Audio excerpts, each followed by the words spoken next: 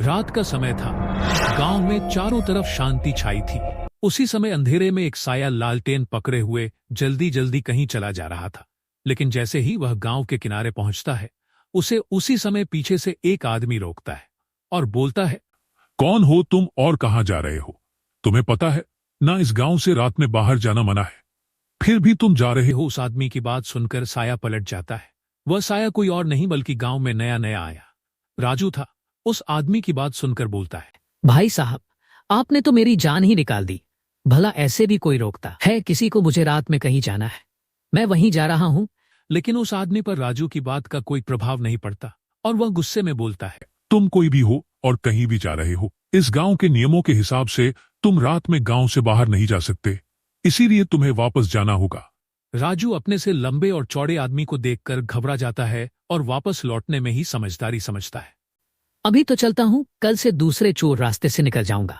यह कहकर राजू वहां से चला जाता है और अगली रात को दूसरे चोर रास्ते से निकल जाता है। गांव वाले भी कितने मूर्ख हैं, इनको कोई भी आसानी से मूर्ख बना सकता है। चोर रास्तों पर तो इनका ध्यान ही नहीं होता है, बेवकूफ कहीं के।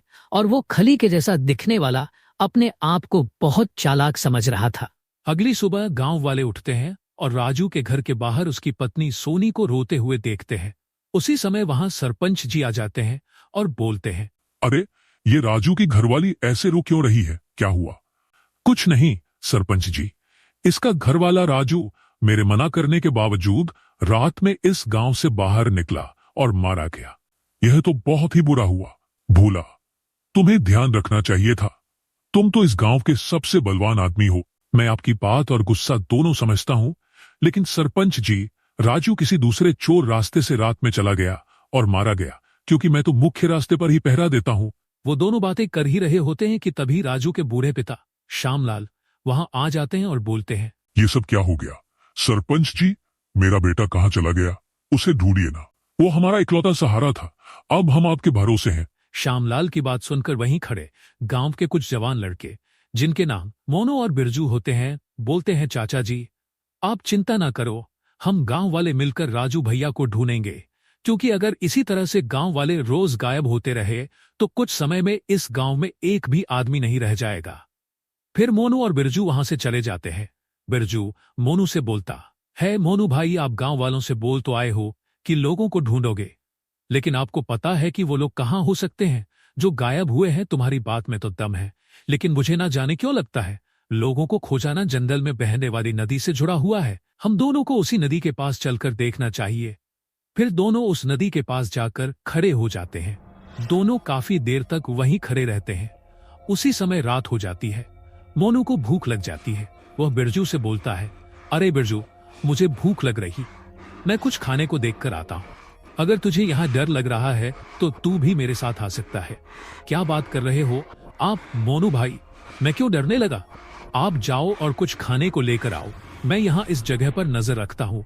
फिर मोनू वहां से चला जाता है और बिरजू वही नदी के किनारे खड़ा होकर उसका इंतजार करता है। थोड़ी देर बाद ही नदी में हलचल होने लगती है। अरे बाप रे, ये नदी में इतनी हलचल क्यों हो रही है? कहीं इस नदी में मगरमच्छ तो नहीं है? मुझे थोड़ा पीछे खड़ा हो जाना चाहिए। ऐसा कहकर बिरजू पीछे हो जाता है। उसी समय नदी में से एक बड़ा सा राक्षस निकलता है और बिरजू को पकड़ लेता है। बिरजू डर के मारे जोर जोर से चिल्लाने लगता है, बचाओ मोनू भैया बचाओ, ये राक्षस मुझे नदी के भीतर खींच रहा है, मुझे बचाओ मोनू भैया। उसी समय मोनू भी वहां आ जाता है और ये दृश्य देखकर सुन्न हो जाता है। हे भगवान, ये सब क्या है? ऐसे तो कभी देखा ना सुना, इतना बड़ा राक्षस लगता है। इस नदी पर कोई शैतानी साया है। फिर मोनू वहां से चला जाता है और एक पेड़ के नीचे परेशान होकर बैठ जाता है। उसी समय वहां पर एक साधु आते हैं।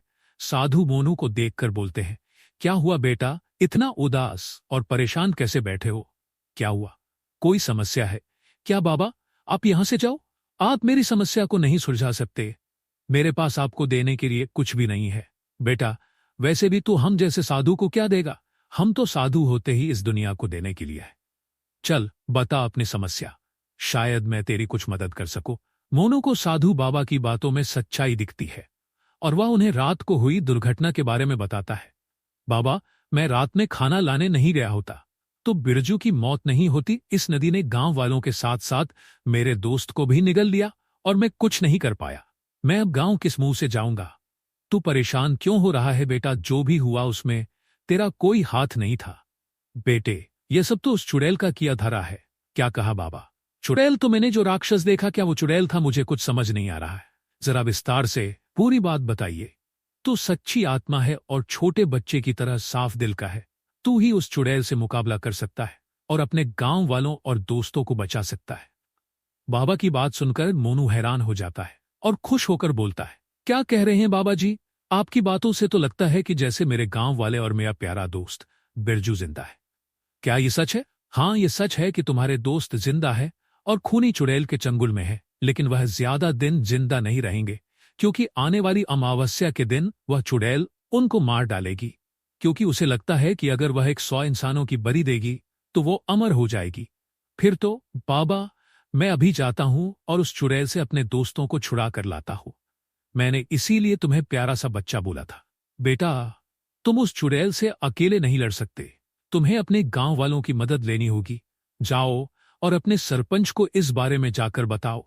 फिर सोनू बाबा से आज्ञा लेकर गांव चला जाता है और सरपंच को बाबा के साथ हुई पूरी बात बताता है, जिसे सुनकर सरपंच बोलते हैं, अगर यह बात सही है तो पूरा गांव तुम्हारे साथ है। हम अपने गांव वालों को बचाने के लिए कुछ भी करेंगे।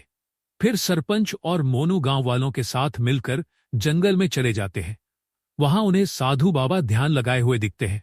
सरपंच बाबा को पहचान जाते हैं और मोनू से बोलते हैं, अरे मोनू से बोलते हैं, अरे मोनू से बोलते हैं, ये तो बहुत बड़े संत हैं।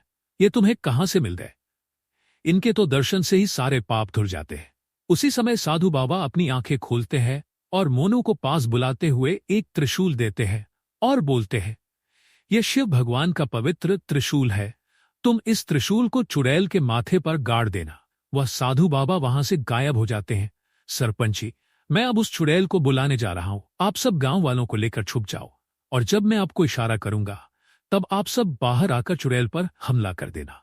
ऐसा कहकर मोनू नदी के किनारे जाता है और जोर से चिल्लाता है। मोनू के चिल्लाने पर नदी के पानी में हलचल होती है और वही खूनी चुड़ैल बाहर आती है। लेकिन जैसे ही चुड़ैल उसकी ओर बढ़ती है, वह पवित्र त्रिशूल को यह पवित्र त्रिशूल तो सच में बहुत ही ताकतवर है। जैसे ही चुड़ैल जलता है, वहां पर एक देवता आ जाते हैं और मोनू को बोलते हैं, मोनू, तुम्हारा शुक्रिया। तुमने मुझे इस चुड़ैल के चंगुल से आजाद करा दिया। मैं तुम्हें आशीर्वाद देता हूं कि तुम इस चुड़ैल से जीत जाओ और इंसानियत को बचाओ। ऐसा कहकर देवता गायब हो जाते हैं। उसी समय चुड़ैल भी गुस्से में बाहर आती है और बोलती है, कौन है वह दुष्ट जिसने मेरे जादू को तोड़ा? मैं उसकी जान ले लूंगी। अपने सामने खड़े मोनू को देख चुड़ैल हंसने लगती है, तो तू है वो जिसने मेरे जादू को तोड़ा? इंसानों की भी हिम्मत बढ़ गई है। चुड़ैल अपने